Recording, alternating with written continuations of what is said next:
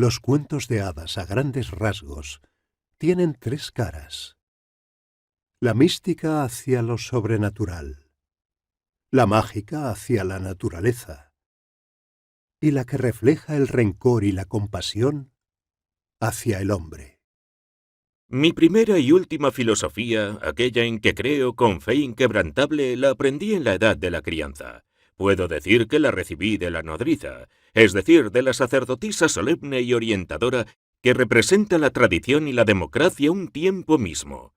Aquello en que más creía yo entonces y en que sigo creyendo más son los cuentos de hadas. A mí me parecen lo más razonable que hay en el mundo.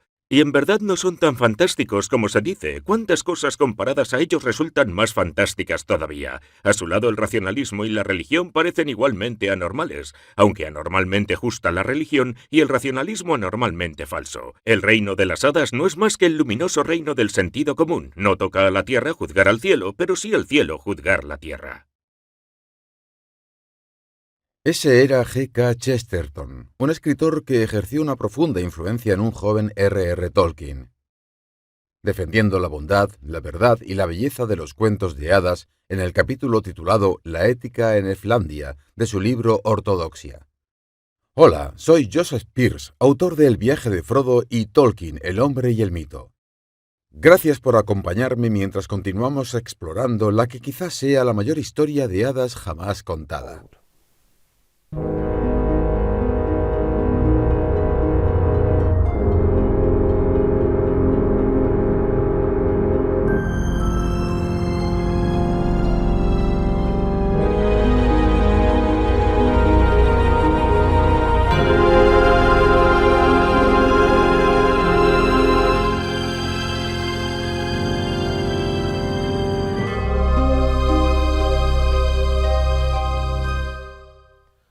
Para Chesterton y Tolkien, la bondad, la verdad y la belleza de los cuentos de hadas se encuentra en la forma en la que disciernen el modo en el que son las cosas, a través de la perspectiva de cómo deberían ser.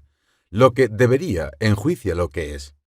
Así es como deberían ser las cosas. No consentimos el egoísmo simplemente porque sea normal, y tampoco deberíamos. Una perspectiva sana siempre juzga el egoísmo, y especialmente nuestro propio egoísmo, desde la perspectiva del desinterés. En el lenguaje de la religión, siempre juzgamos el pecado desde la perspectiva de la virtud. Lo que está mal desde la perspectiva de lo que está bien. Los cuentos comparten con la religión la creencia en la moral objetiva, que es fruto del conocimiento de la unión de lo natural con lo sobrenatural y, por tanto, de la comunión de lo uno con lo otro. La perspectiva moral es condenada por el materialista y el relativista, por lo que estas personas son igualmente escépticas respecto al valor de los cuentos de hadas y de la religión, pues consideran ambos intrínsecamente falsos. Chesterton en La ética de Efland y Tolkien en su famosa conferencia y ensayo sobre los cuentos de hadas contrarrestaron el dogma de los materialistas de que no había nada más que materia, insistiendo en que el materialismo había aprisionado el espíritu del hombre entre las paredes tridimensionales del espacio. Los materialistas hacen hincapié en la expansión y la grandeza del cosmos y popularizaron la despreciable noción de que el tamaño del sistema solar debería superar el dogma espiritual del hombre. El materialista, escribió Chesterton, estaba en prisión y parecía pensar que era singularmente inspirador seguir diciendo que la prisión era muy grande. Era como decirle a un preso de la cárcel de Reading que se alegraría de saber que la cárcel abarcaba ahora la mitad del condado. El guardián no tendría nada que mostrar al hombre, excepto más y más grandes corredores de piedra iluminados por luces espantosas y vacíos de todo lo humano. Así que estos expansores del universo no tenían nada que mostrarnos, excepto más y más corredores infinitos de espacio iluminados por espantosos soles y vacíos de todo lo que es divino. Estas palabras de Chesterton nos recuerdan en este contexto a las de Oscar Wilde, que en su día estuvo preso en la auténtica cárcel de Reading y que señaló: «Todos estamos en las alcantarillas, pero algunos miramos a las estrellas». Para un materialista como Eustace, en la travesía del viajero del alba, hasta que no descubra algo mejor, una estrella no será más que una enorme bola de gas en llamas que apenas merece la pena mirar, salvo desde la perspectiva de la curiosidad puramente científica. Para estos materialistas que se niegan a creer en algo más que en la enorme bola de gas en llamas, el Sol es meramente materia y, por tanto, del mismo material que la alcantarilla. Para estos que ven los cuentos de hadas como una mera evasión de la realidad, no hay nada más que la alcantarilla y, por lo tanto, no tiene sentido mirar más allá. El realismo, para el materialista, es la propia alcantarilla. Por lo tanto, la literatura realista debe mantener sus ojos firmemente fijados en la alcantarilla, alejados de cualquier aventura irreal en dirección a las estrellas. En contraste con estos autoproclamados realistas, Wilde, Chesterton, Lewis y Tolkien, y todos los amantes y narradores de cuentos de hadas, ven las estrellas como un símbolo de una realidad superior más allá de la alcantarilla. Para estos amantes de los cuentos de hadas, la estrella no es simplemente una bola de gas en llamas, sino una alegoría, algo bello que trasciende en su propia belleza, más allá de sí misma, una luz en la oscuridad que guía hacia la luz más allá de toda oscuridad. Por esta razón, en uno de los momentos más oscuros de El Señor de los Anillos, Samwise Gamgee proclama que sobre todas las sombras cabalga el sol. Para los hobbits y los elfos, y para los que ven con los ojos de los hobbits y los elfos, el sol es en sí mismo un significante del dador de toda la luz que vence todas las sombras. Tolkien adopta la visión chestertoniana de los cuentos de hadas contra la visión miope del materialista, permitiéndonos ver los cuentos de hadas como él los ve, e implícitamente y por extensión, permitiéndonos ver su propia historia épica de hadas, El Señor de los Anillos, como él la ve. ¿Por qué se debe despreciar a un hombre si, encontrándose en la cárcel, trata de salir y regresar a su casa? O si no puede hacerlo, piensa y habla de otros temas además de los carceleros y los muros de las prisiones. El mundo exterior no se ha vuelto menos real porque el preso no pueda verlo. Al utilizar la fuga de esta manera, los críticos han elegido la palabra equivocada y además confunden, no siempre por error sincero, la fuga del preso con la huida del desertor. De la misma manera, un portavoz del partido habría calificado de traidor al que tan solo criticara o al que escapara de las penalidades del Reich del Führer o de cualquier otro Reich.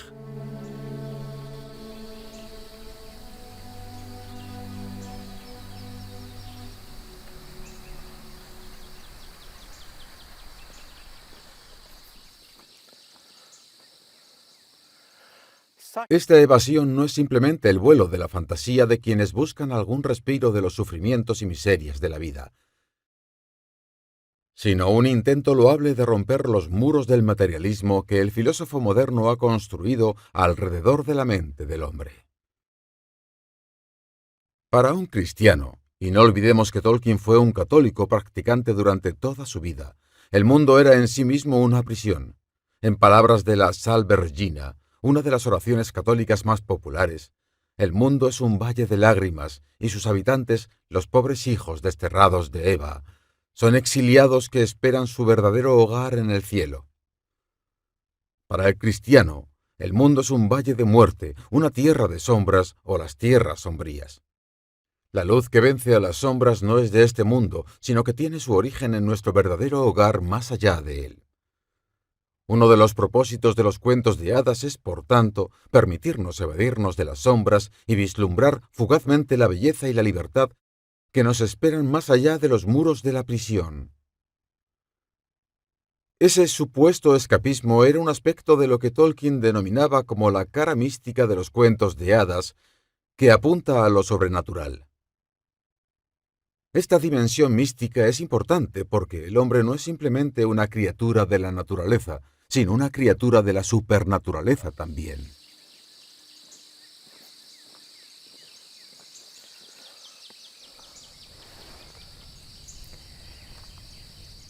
Sin duda, la naturaleza precisa de toda una vida de estudio, de un estudio para los más dotados de toda una eternidad. Pero hay en el hombre una parte que no es naturaleza, que no se siente por tanto compelida a estudiarla, y que de hecho se muestra totalmente insatisfecha con ella.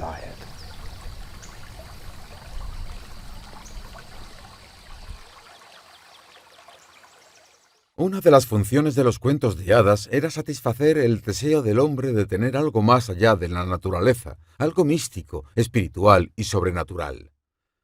Otra cara de los cuentos de hadas es lo que Tolkien llamó el espejo del hombre, que nos muestra a nosotros mismos.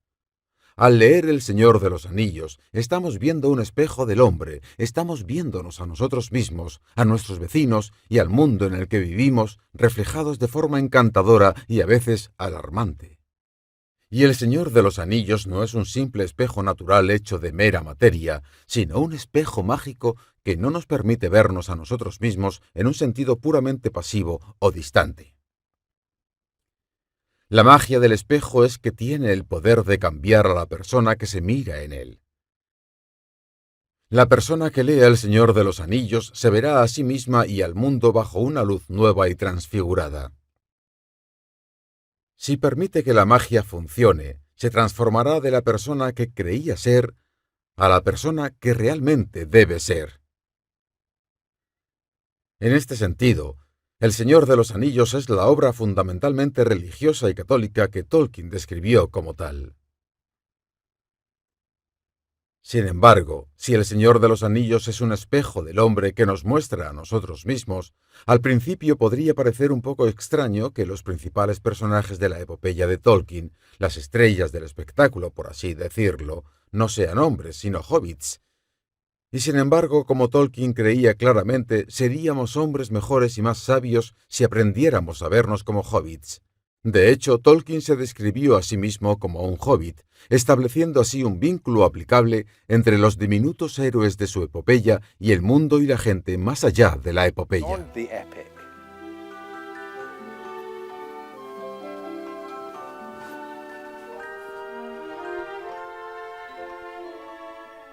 De hecho, soy un hobbit. En todo menos en tamaño.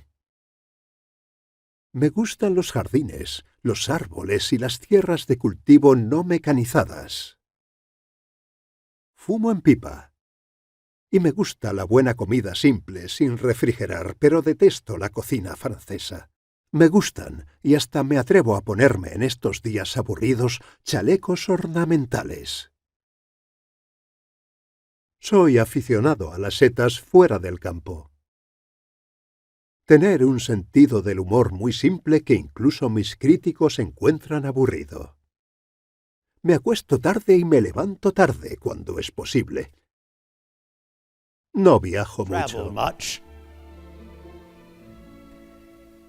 Al compararse a sí mismo con un hobbit, Tolkien está estableciendo la conexión aplicable entre los hobbits y la humanidad, indicando cómo su propia historia de hadas, como todas las buenas historias de hadas, sostiene un espejo para el hombre mostrándonos a nosotros mismos. Sin embargo, es importante saber qué tipo de hombre se nos muestra en El Señor de los Anillos. Por lo tanto, sería bueno que nos hiciéramos una pregunta clave y fundamental. ¿Quién es el hombre?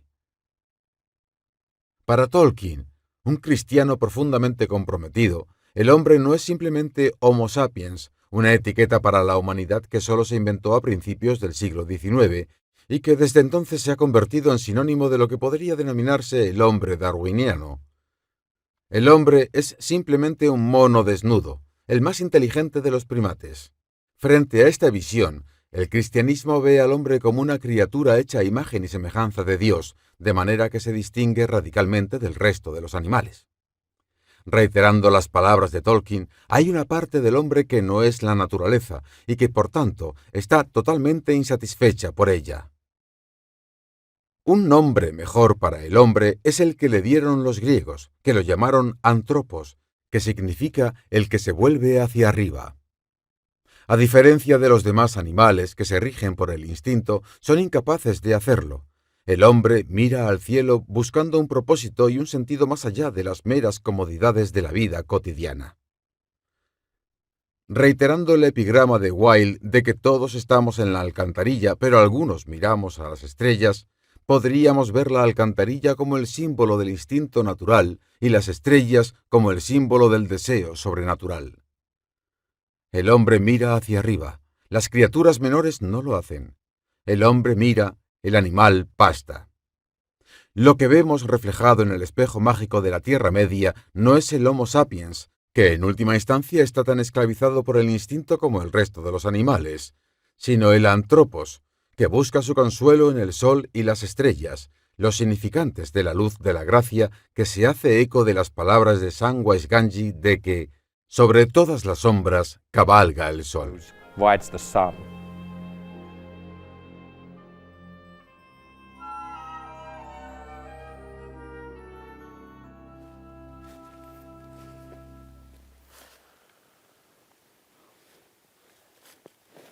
Otra concepción del hombre que se refleja en la Tierra Media es la del Homo Viator, el hombre viajero o el hombre en el viaje de la vida. El hombre cuyo propósito es llegar a casa emprendiendo la aventura que la vida le depara. El Homo Viator, arquetípico de la cultura occidental, es quizás Odiseo, pero en términos cristianos el arquetipo es el everyman medieval, que llega al cielo a través de sus buenas obras y la ayuda de los sacramentos cristianos. Para el cristiano, todo hombre es un homo viator, cuyo único propósito y el propósito de su alma es viajar a través de la aventura de la vida con el objetivo de llegar al cielo, su último y único hogar verdadero, enfrentándose a muchos peligros y tentaciones en el camino. El enemigo del homo viator es el homo superbus, hombre orgulloso, que rechaza la abnegación que exige la aventura de la vida y busca construirse un hogar para sí mismo dentro de su yo. Within his self. Un hombre así se vuelve adicto a los pecados que lo atan, se arruga y se encoge hasta el tamaño patético de su yo golumizado. El drama de la vida gira en torno a esta batalla dentro de cada uno de nosotros, entre el homo viator que estamos llamados a ser y el homo superbus en el que estamos tentados a convertirnos. Este drama se refleja en la Tierra Media, en las luchas entre la abnegación y el egoísmo en los corazones de los hobbits y los hombres. Una vez que comprendemos al hombre en su lugar en el cosmos, también tenemos que entender que no está solo en el cosmos. Siempre tiene la presencia de Dios para ayudarle, curarle y guiarle. Y esto nos lleva a otro factor clave en El Señor de los Anillos, que es la mano de la providencia, o lo que podría llamarse la presencia oculta de Dios, que no solo está en la historia, sino que en cierto sentido la está contando. Nadie lo ha expresado mejor que G. K. Chesterton. Nuestro mundo tiene algún propósito. Y si hay un propósito, hay una persona. Siempre había sentido primero la vida como un cuento. Y si hay un cuento, hay un narrador. Storyteller. En El Señor de los Anillos, esta presencia del narrador divino es afirmada por Gandalf cuando explica a Frodo que Bilbo estaba destinado a encontrar el anillo. Detrás de todo esto había algo más en juego y que escapaba a los propósitos del hacedor del anillo. No puedo explicarlo más claramente, sino diciendo que Bilbo estaba destinado a encontrar el anillo, y no por voluntad del hacedor. En tal caso, tú también estarías destinado a tenerlo. Quizá la idea te ayude un poco.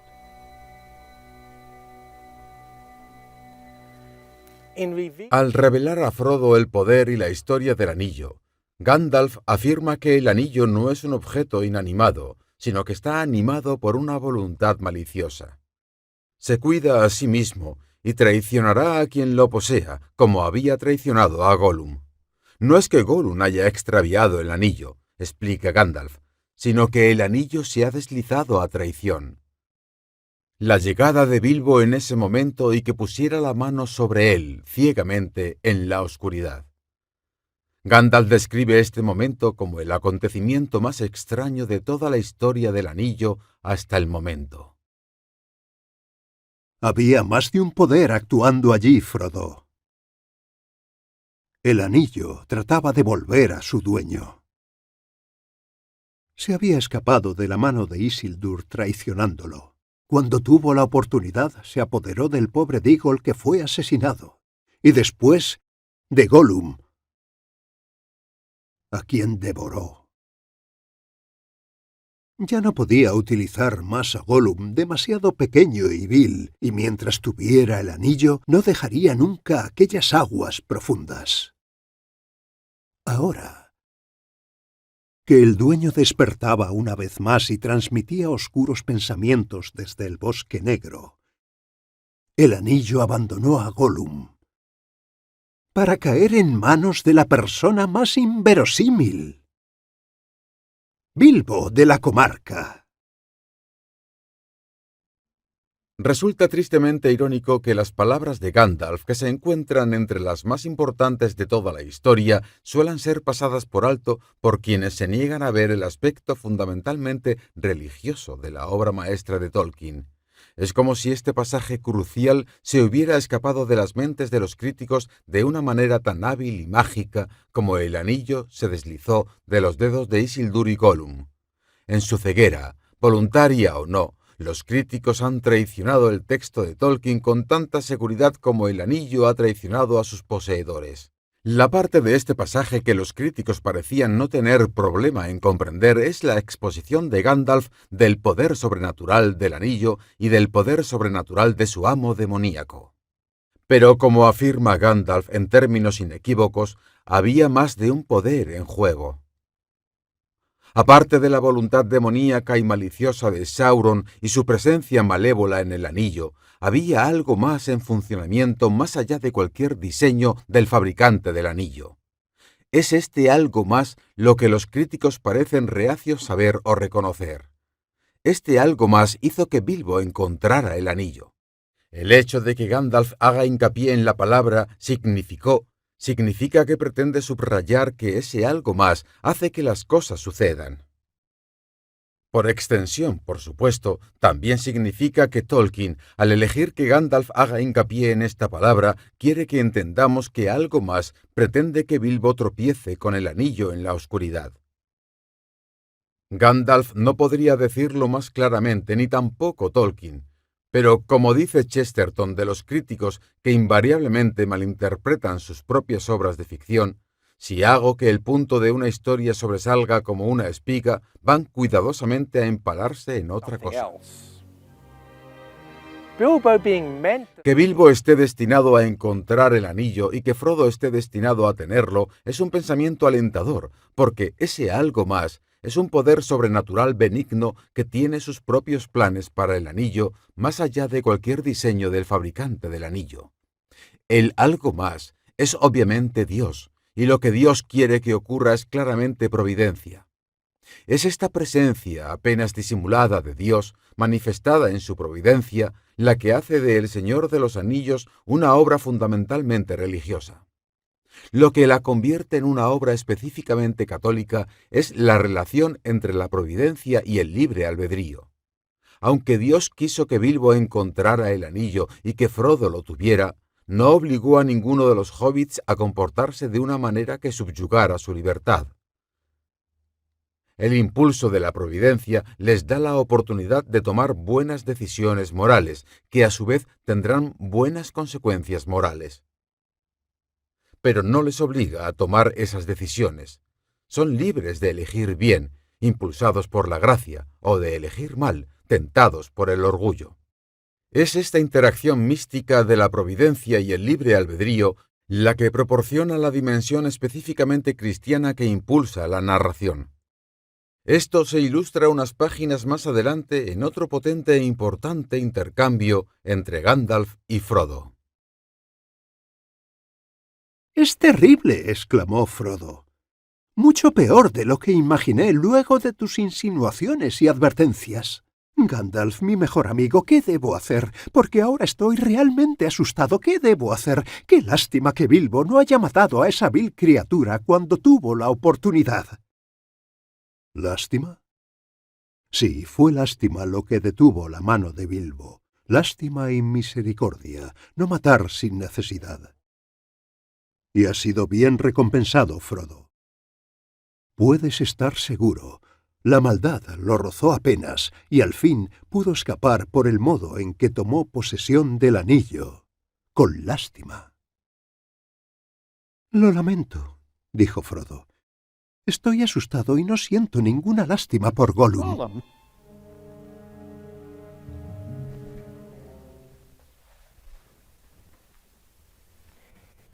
Aquí vemos claramente la interacción entre la providencia y el libre albedrío.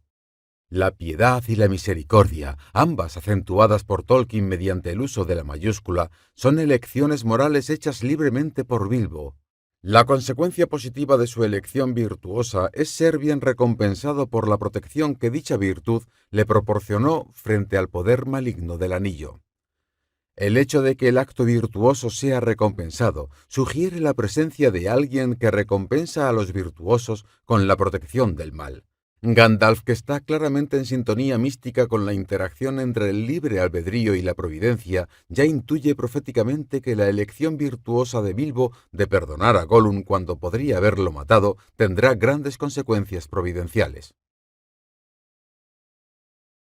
No hay muchas esperanzas de que Gollum tenga cura antes de morir, pero creo que aún podría salvarse. Está ligado al destino del anillo. El corazón me dice que todavía tiene un papel que desempeñar, para bien o para mal, antes del fin.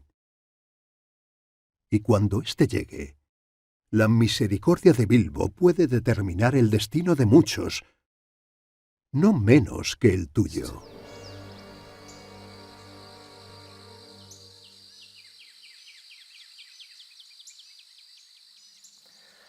Centrémonos ahora en uno de los aspectos más controvertidos del Señor de los Anillos, al menos en algunos círculos cristianos, que es la presencia de la magia en la historia. Para algunos cristianos, la magia y la hechicería se consideran sinónimos, por lo que no solo la obra de Tolkien, sino incluso las Crónicas de Narnia de C.S. Lewis son territorio prohibido. Toda la cuestión se ha complicado por el fenomenal éxito de los libros de Harry Potter y por la legión de libros y productos de fantasía con los que el mercado parece estar saturado.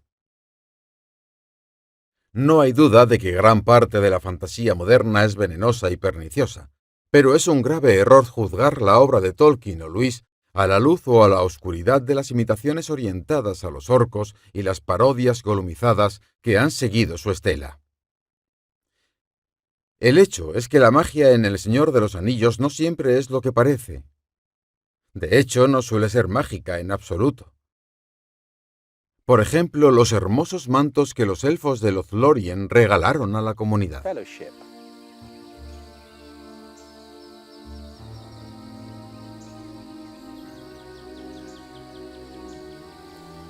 Parecían grises, con los tonos del crepúsculo bajo los árboles, pero si se las movía o se las ponía en otra luz, eran verdes como las hojas a la sombra, o pardas como los campos en barbecho al anochecer, o de plata oscura como el agua a la luz de las estrellas.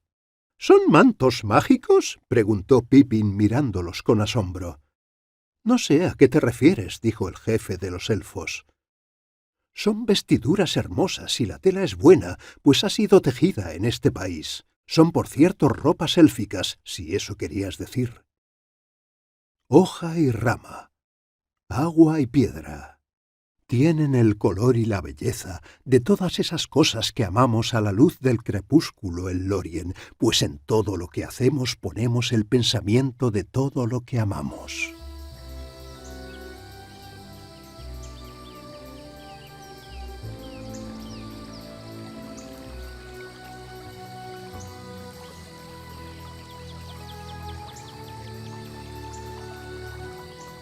La belleza de las cosas hechas por los elfos es tan maravillosa a los ojos de quienes no poseen sus dones que parece haber una magia en ellas.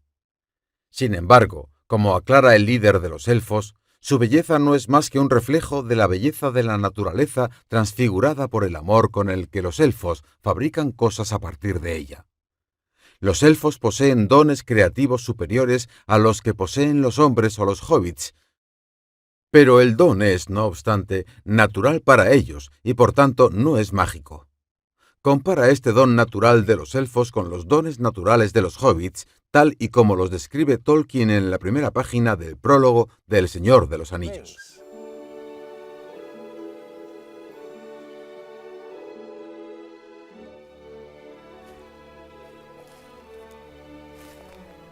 Dominaron desde un principio el arte de desaparecer rápido y en silencio, cuando la gente grande con la que no querían tropezar se les acercaba casualmente, y han desarrollado este arte hasta el punto de que a los hombres puede parecerles verdadera magia, pero los hobbits jamás han estudiado magia de ninguna índole, y esas rápidas desapariciones se deben únicamente a una habilidad profesional que la herencia, la práctica y una íntima amistad con la tierra han desarrollado tanto que es del todo inimitable para las razas más grandes y desmayadas. Es evidente que el don de desaparecer rápida y silenciosamente es tan natural para los hobbits como los dones creativos de los elfos. Una buena analogía sería comparar el arte de desaparecer rápida y silenciosamente que poseen los hobbits con un don similar que poseen los animales salvajes. El sentido superior del oído, la vista o el olfato que poseen estas criaturas parecería, en efecto, mágico si nosotros lo poseyéramos, al igual que el poder de volar que poseen los pájaros, pero son dones puramente naturales que poseen otras criaturas, pero que no poseen criaturas más grandes y torpes. Del mismo modo, los dones creativos superiores que poseen Miguel Ángel, Mozart o incluso Tolkien parecen mágicos para quienes no poseemos tales dones. Del mismo modo, aunque las cosas de los elfos son superiores a las de los hombres, su fabricación es puramente natural para los elfos y no es en absoluto mágica, a menos que vayamos a utilizar la palabra mágica en un sentido muy amplio y poco riguroso aplicable a los animales salvajes y a los genios artísticos, además de a los elfos. Geniuses as well as to elves. Compara la virtuosa creación de los mantos de los elfos con los viciosos motivos de Saruman al tejer su reluciente capa de muchos colores. Lo miré entonces y vi que sus ropas, que habían parecido blancas, no lo eran, pues estaban tejidas con todos los colores, y cuando él se movía, las ropas refulgían como irisadas, confundiendo la vista. «Me gusta el blanco», le dije. «El blanco», se mofó. «Está bien para el principio. La ropa blanca puede teñirse. La página blanca puedes cubrirla de letras. La luz blanca puede quebrarse». «Y entonces ya no es blanca», dije. «Y aquel que quiebra algo para averiguar qué es, ha abandonado el camino de la sabiduría». Al igual que los mantos de los elfos, las túnicas de Saruman también cambian de tonalidad con el cambio de luz sobre ellas, pero el efecto no es de belleza, sino que desconcierta al ojo del espectador. La simplicidad de la bondad, de la virtud, que estaba presente en las túnicas blancas que había llevado formalmente, se rompe en fragmentos, lo que significa su deseo de romper con la virtud en la búsqueda del relativismo que pretende poseer un conocimiento y un poder más allá del bien y del mal. ¿Son las túnicas de Saruman más mágicas que los mantos de los elfos? Ciertamente, en un sentido importante y crucial, son diferentes en su tipo a cualquier cosa hecha por los elfos. Saruman es, como Gandalf, uno de los Maiar, seres angélicos que los elfos llaman Istari, que significa sabios, pero que los hombres llaman magos. Su poder es, por tanto, sobrenatural y, para ser más precisos, demoníaco. ¿Se puede llamar mágico a tal poder? ¿Y qué hay del poder que posee Gandalf, del que se nos dice que está más allá de la fuerza de los reyes? ¿Puede llamarse mágico el poder de Gandalf? Como el de Saruman, su poder es sobrenatural, pero a diferencia del de Saruman, es angélico y no demoníaco. En sentido estricto y para asegurar la necesaria precisión en nuestras distinciones y definiciones, el poder demoníaco de Saruman es también angélico, porque los demonios son ángeles caídos. Lo que diferencia el poder de Gandalf con el de Saruman es que Gandalf emplea sus dones sobrenaturales virtuosamente, mientras que Saruman emplea los suyos viciosamente. Uno sirve al Creador y el otro lo desafía buscando usurpar el poder del Creador con fines soberbios. Recordarán en este contexto la afirmación de Tolkien de que El Señor de los Anillos es una alegoría del poder ejercido para la dominación. Estrictamente hablando, tal poder no es mágico, sino milagroso, definiéndose un milagro como un evento maravilloso debido a alguna agencia sobrenatural. El poder sobrenatural de Dios no es mágico, sino milagroso, al igual que el poder sobrenatural de los ángeles y los santos. El poder sobrenatural del diablo y su hueste demoníaco es también angélico y por lo tanto milagroso, pero se usa, o más correctamente, se abusa de él, desafiando al dador del don y para usurpar el orden de la jerarquía. Así, el poder demoníaco ejercido y pervertido por Saruman y Sauron, otro demonio más poderoso, desafía al Creador y profana la creación. Defiles creation.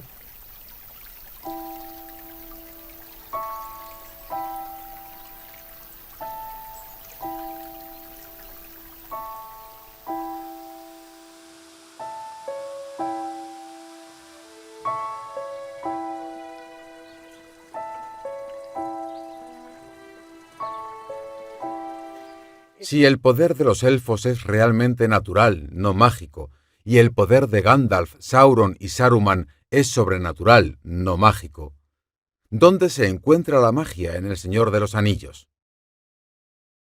No es de extrañar, teniendo en cuenta el catolicismo de Tolkien y su formación académica como medievalista, que se encuentre en el mismo sentido en que la Iglesia medieval la entendía y condenaba. La magia en la Tierra Media es similar a la magia en la Edad Media, practicada por los alquimistas que buscaban el poder de convertir el metal común en oro, en su búsqueda de la piedra filosofal, o que buscaban la inmortalidad en su búsqueda del elixir de la vida. Las palabras modernas para esa alquimia son cientifismo, que puede definirse como la adoración de la ciencia por su poder de dominio sobre la naturaleza. A diferencia de la ciencia genuina, que es un auténtico camino de conocimiento, el cientifismo es el poder ejercido para la dominación que Tolkien condena. Hoy, como en la Edad Media, el cientifismo está obsesionado con el descubrimiento de formas en las que el hombre puede dominar, engañar y vencer a la naturaleza. La diferencia esencial entre la magia, en el sentido en que se acaba de definir, y los poderes de los elfos y los magos, es que la magia no es natural ni sobrenatural, sino antinatural. Es una guerra contra la naturaleza. Profana la naturaleza en su desafío a las leyes de la naturaleza, contaminando y envenenando en su búsqueda de poder. Una vez comprendida la relación entre la magia y el poder, se puede ver que existe una conexión inextricable y malsana entre la magia y la política. No es de extrañar, por tanto, que muchos hayan querido ver en El Señor de los Anillos una alegoría política.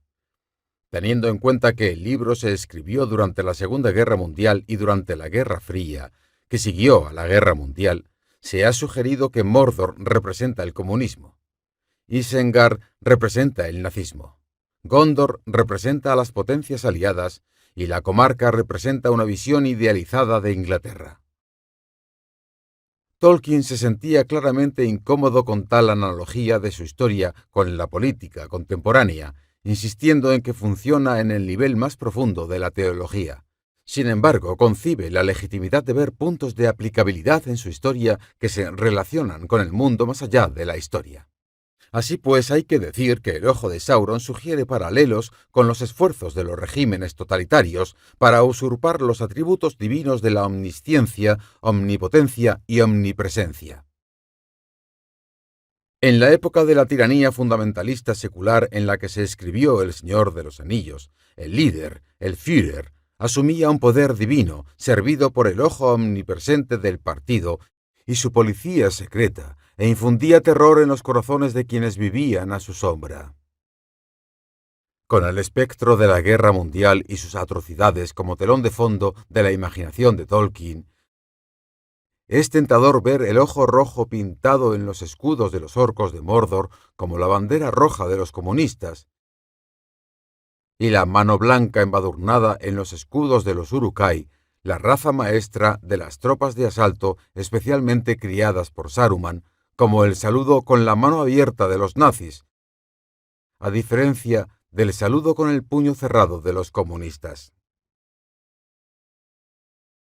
El hecho de que la mano sea blanca aporta un toque ominoso adicional de aplicabilidad, un significante, quizás, del credo racista de los nazis. Después de que los Ents, la personificación misma de la naturaleza y la tradición, se levanten contra la magia antinatural y progresista de Saruman, dejando su Reich en ruinas, Gandalf y su compañía llegan para inspeccionar las consecuencias de la derrota de Isengard. Cabalgando junto al gran pilar de la mano, los hombres de Rohan contemplan la mano blanca, el símbolo del reinado de Saruman. La mano ya no era blanca. Ahora tenía manchas como de sangre coagulada, y al observarla más de cerca, notaron que las uñas eran rojas. Es de suponer que la mancha de la mano fue causada por el retroceso de las aguas de la inundación, la consecuencia de que los Ents desataran la fuerza limpiadora de la naturaleza para purgar Isengard de la contaminación causada por la magia tecnológica de Saruman. Pero sea cual sea su causa natural, el simbolismo de la mano manchada de sangre habla por sí mismo.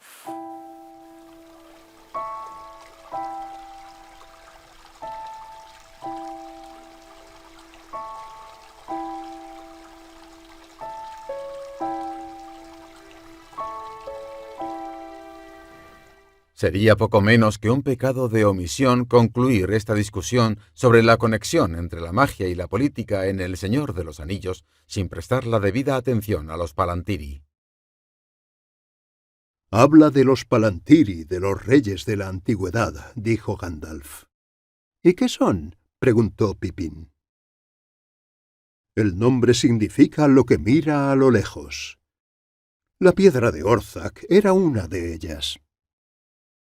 ¿Entonces no fue fabricada? Pippin titubeó. ¿Fabricada por el enemigo? No, dijo Gandalf, ni por Saruman. Ni las artes de Saruman ni las de Sauron hubieran podido crear algo semejante. Pero no hay nada que Sauron no pueda utilizar para el mal. Los Palantiri, o piedras visuales, fueron fabricados por las artes creativas de los altos elfos de antaño, y eran, por tanto, producto de una creación virtuosa, pero como le dice Gandalf a Pippin, nada hay que Sauron no pueda utilizar para el mal. En El Señor de los Anillos, las piedras Palantiri son utilizadas por Sauron, cuya voluntad las controla para seducir y finalmente dominar la mente de Saruman y para llevar a Denethor, el mayordomo de Minas Tirith, a la desesperación y finalmente al suicidio. No es que las noticias que reciben Saruman y Denethor sean completamente falsas, es que son todas unilaterales. Los que miran las piedras solo ven la parte de la verdad que la voluntad de Sauron les permite ver. En lenguaje moderno, Sauron está alimentando a sus enemigos con propaganda para que sean seducidos a su lado, como es el caso de Saruman, o llevados al derrotismo de la desesperación, creyendo que el enemigo es imparable y está destinado a triunfar, y en consecuencia que la resistencia es inútil, como es el caso de Denethor.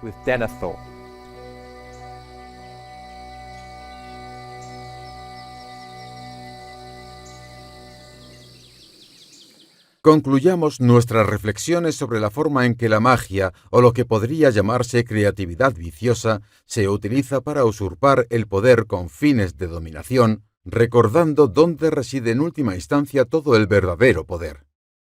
En uno de los momentos más oscuros de la historia, Frodo y Sam llegan a la encrucijada de camino a Mordor. A la luz del sol poniente ven la estatua de un antiguo rey, una enorme figura sentada, inmóvil y solemne, como los grandes reyes de piedra de Argonath. Para su horror, ven que las manos violentas y vandálicas de los orcos la han mutilado y desfigurado, ensuciándola con asquerosas pintadas.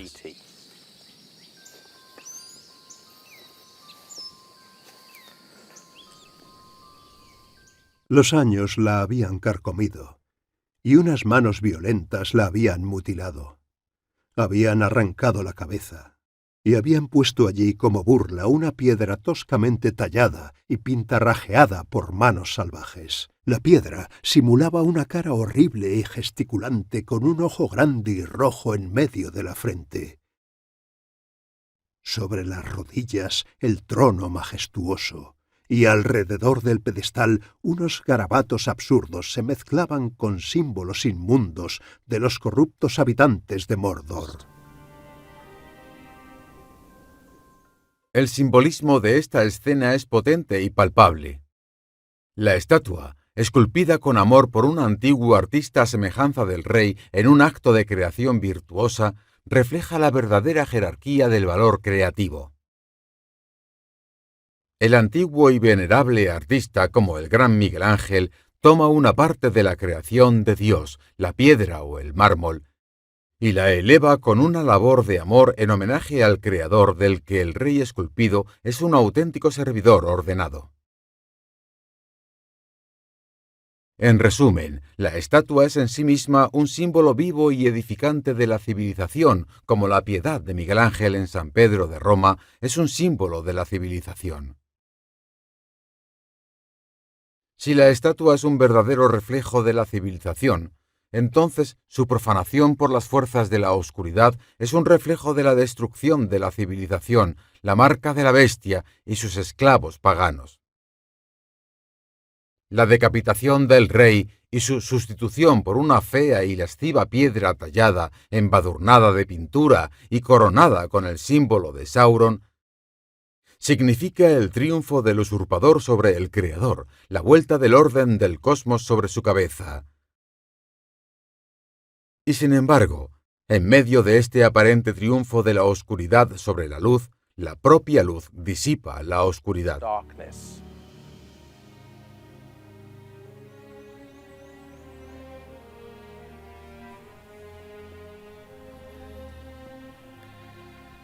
De improviso, capturada por los rayos horizontales, Frodo vio la cabeza del rey. Yacía abandonada a la orilla del camino. «¡Mira, Sam!», exclamó con voz entrecortada. «¡Mira, el rey tiene otra vez una corona!». Le habían vaciado las cuencas de los ojos y la barba esculpida estaba rota, pero alrededor de la frente alta y severa tenía una corona de plata y oro. Una planta trepadora con flores que parecían estrellitas blancas se había adherido a las cejas como rindiendo homenaje al rey caído, y en las fisuras de la cabellera de piedra resplandecían unas siempre vivas doradas. «No podrán vencer eternamente», dijo Frodo. Y entonces, de pronto, la visión se desvaneció. El sol se hundió y desapareció, y como si se apagara una lámpara, cayó la noche negra.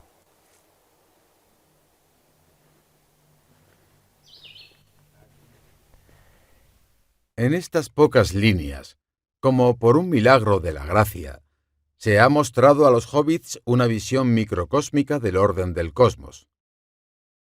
Como en varias otras ocasiones, tanto en El Hobbit como en El Señor de los Anillos, la luz del sol, significativamente en mayúsculas, es el dedo de la providencia, que es la presencia del propio Creador. Con su luz, el poder de las tinieblas es eliminado para que los hobbits puedan animarse con una visión de la restauración de la verdadera jerarquía. Así, el Creador revela su creación en forma de la planta de piedra y la planta de arrastre, coronando al rey y a la obra de arte con flores de plata y oro que restauran la gloria de la civilización con la promesa de la resurrección. Es Dios bendiciendo el arte, es la creación coronando a la subcreación, es la vida coronando lo bueno, lo verdadero y lo bello. Aunque el breve vislumbre se desvanece pronto, fue, como Frodo entiende claramente, la gracia repentina y milagrosa de la que Tolkien escribe en su ensayo sobre los cuentos de hadas, una epifanía gozosa que niega la derrota final universal, y en tanto es Evangelium da un vislumbre fugaz de la alegría más allá de los muros del mundo. Muestra, como cantaría Sam en otro momento oscuro poco después, que sobre todas las sombras cabalga el sol, por lo que podemos estar seguros, como proclama Frodo, las fuerzas de la oscuridad no podrán vencer eternamente. Y, por supuesto, los poderes de la oscuridad en El Señor de los Anillos no conquistan para siempre. Tras la destrucción del anillo, lo que le queda a Frodo es un sentimiento de exilio a lo que Chesterton llamó ese hogar detrás del hogar, por el que todos sentimos nostalgia. En términos cristianos, se trata del deseo del cielo, que, como dijo Santo Tomás de Aquino, es nuestra verdadera tierra natal.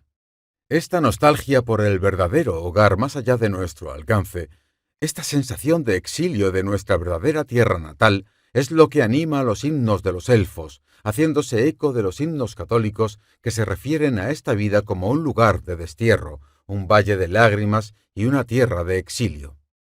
Para los elfos, el deseo que los cristianos sienten hacia el cielo lo sienten hacia las tierras imperecederas, un reino fuera del alcance de los mortales, pero alcanzable para aquellos elfos que hagan el viaje al oeste místico. Los paralelismos con la visión cristiana del más allá se ejemplifican en las líneas de la secuencia del Corpus Christi de Santo Tomás de Aquino, en la que el santo se regocija de las cosas buenas que se verán en la tierra de los vivos, una aproximación bastante cercana a las tierras imperecederas. Estos paralelismos, inextricablemente conectados con la propia espiritualidad católica de Tolkien, nos ayudan a entender la forma en que termina El Señor de los Anillos. Frodo, al igual que los elfos, siente una profunda sensación de exilio e inquietud, incluso de desamparo. Es, por lo tanto, la consumación de una necesidad y un deseo profundamente arraigados que acompaña a Elrond, Galadriel, Gandalf y Bilbo en el viaje a las tierras imperecederas. Los dos hobbits están exentos de la prohibición habitual de que los mortales hagan el viaje debido al honor que se les debe como portadores del anillo. Después de despedirse con lágrimas de sus compañeros hobbits, Sam, Merry y Pippin, Frodo se despide de la Tierra Media y navega hacia el atardecer, hacia la tierra más allá de la muerte.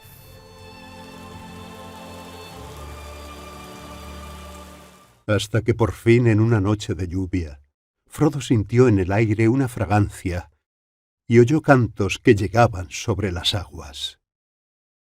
Y le pareció que, como en el sueño que había tenido en la casa de Tom Bombadil, la cortina de lluvia gris se transformaba en plata y cristal, y que el velo se abría, y ante él aparecían unas playas blancas, y más allá un país lejano y verde a la luz de un rápido amanecer.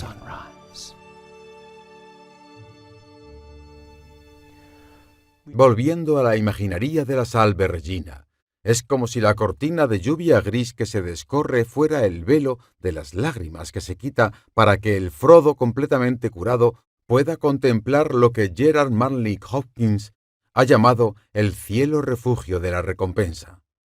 He deseado ir a donde no falten manantiales, a campos donde las moscas no granicen y soplen algunos lirios. Y he pedido estar donde no vengan tormentas, donde el verde oleaje esté en los paraísos mudo y fuera del vaivén del mar. Este es un final feliz, pero Tolkien no nos permite la comodidad o el lujo de un final así.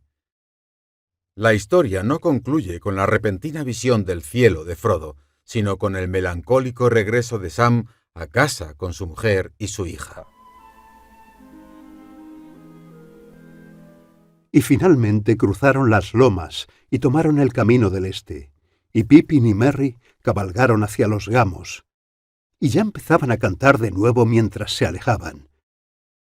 Pero Sam tomó el camino de Del Agua, y así volvió a casa por la colina, cuando una vez caía la tarde. Y llegó, y adentro ardía una luz amarilla, y la cena estaba pronta, y lo esperaban. Y Rosa lo recibió, y lo instaló en su sillón, y le sentó a la pequeña Eleanor en las rodillas. Sam respiró profundamente. «Bueno, estoy de vuelta», dijo. he said.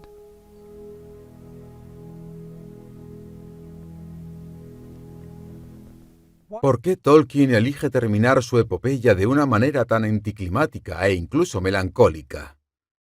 ¿Por qué no dejarnos con la visión del paraíso más allá de la muerte de Frodo? La respuesta es sencilla, aunque algo aleccionadora. Nos deja donde nos encontró, varados en la larga derrota y viviendo con nuestra sensación de exilio. En realidad soy cristiano, y de hecho católico romano, por lo que no espero que la historia sea otra cosa que una larga derrota. Aunque contenga, y en una leyenda puede contener de forma más clara y conmovedora, algunas muestras o atisbos de victoria final.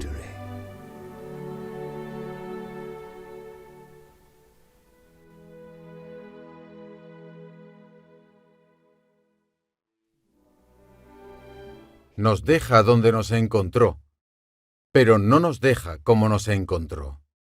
No somos como cuando emprendimos el viaje con Frodo y Sam tantas páginas antes. Hemos cambiado, al igual que ellos. Al descubrir el significado oculto del Señor de los Anillos, estamos descubriendo uno de los más sublimes y asombrosos atisbos de la victoria final que jamás se haya mostrado en la larga y agitada historia del hombre. Por esto, como por tantas otras cosas, tenemos una gran deuda de gratitud con J.R.R. Tolkien. Gracias por acompañarme en nuestra búsqueda para descubrir el catolicismo de El Señor de los Lord of the Anillos. Rings.